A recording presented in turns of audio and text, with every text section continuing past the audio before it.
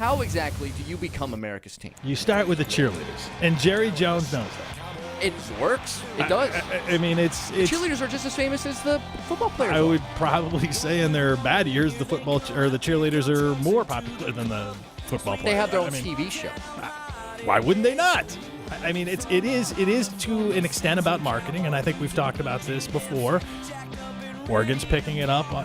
You see. It helps that Oregon's got all the funding, but I'm like, you look at the NFL though, Jason, and they've created, and back in the day, commissioners in the NFL, like Pete Rozelle was the first one, and he said, what was the most marketable baseball team? It was the New York Yankees in the 60s and 70s, because they got Mantle. They were always winning World Series and all that stuff.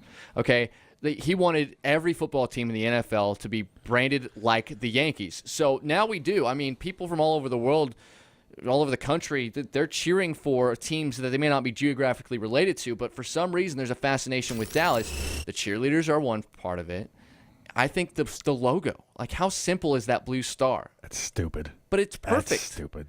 It's a perfect logo. I can't be on board with that. I think it's just one of those things that you have, when you looked at football coming up, who were some of those powerhouses? You had some of those great quarterbacks, and a lot of the great quarterbacks came out of Dallas. Now, that ties into the media, and we're going to talk a lot about this, when you go back through, a lot of the issues that we're talking in the show, and we're talking about what we watch, how we watch later. It goes into, a lot of the major networks are really focused on quarterbacks at the time. And again, he had your Namath out there, and these quarterbacks were your key marketing people. You put them out there in a fur coat. And they're still famous. Oh, yeah. That picture of Namath in a fur coat is still famous 40 years after the fact. Yeah, and I think when you look at Texas, they're Texas, man. I mean, they're about blondes, they're about oil, they're about guns, they're about America, baby.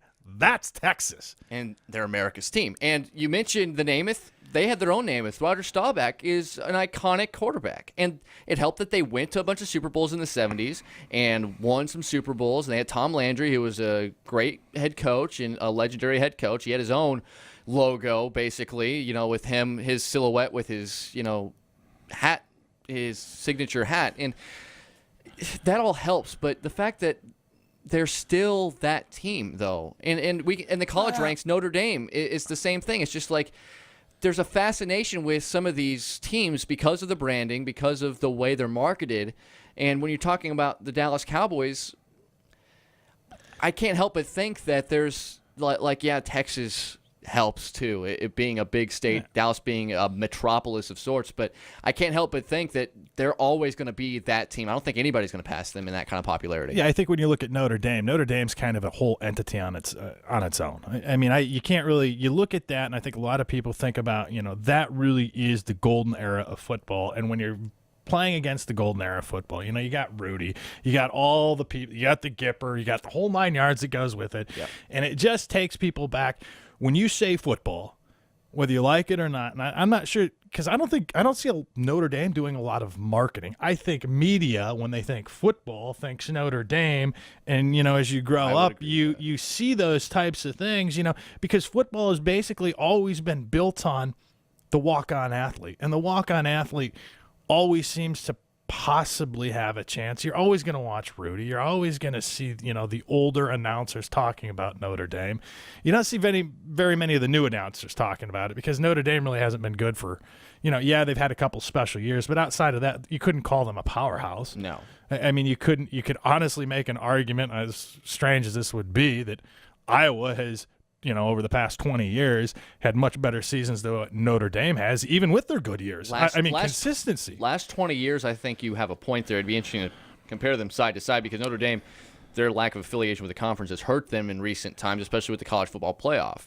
But we were talking about Rudy, and you talk about the Gipper, Newt Rockne, the Four Horsemen. I mean, that was, Grantland Rice writing about their four-man backfield back in the early 20s. That's as legendary as it gets. You go back and read some of that stuff from the golden era of sports when Notre Dame was king in college football, when college football was king in America. There's there's a fascination with them because of their aura and their history. And Dallas doesn't necessarily have that kind of history. And when we're talking NFL, I think they're more marketing. But I agree with you. Notre Dame being successful in the golden years while the media was still trying to figure out what this sports thing was, has evolved to the fact that the media just still has this infatuation with Notre Dame, even though, I mean, we're still talking about them and they're having one of their worst seasons ever right now. And conversely, it's funny because you think about Green Bay, and I think Green Bay inside of this, even though the media loves them, even though that they exemplify what professional football sports are, I still think they kind of villainize them from that golden era. You know, they're playing Green Bay. Green Bay is always tough, but everybody loves the Cowboys.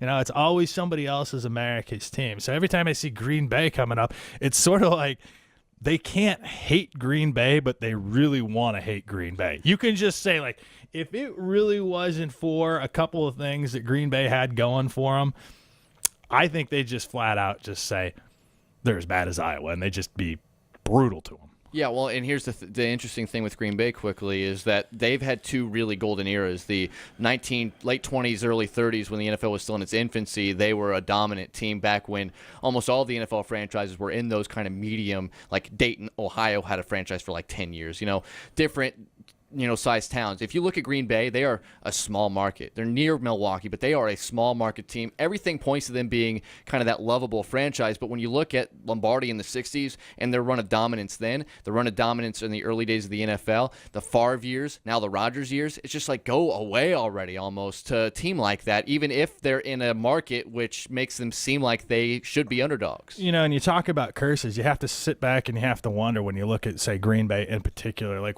what makes them special? Like I just every era. You would say almost every era, and yeah, they have great players, but they're not particularly pulling the best players ever. I mean, somehow, and I give Green Bay and Patriots a lot of credit here. They seem to find people in that 3, 4, 5, 6 round.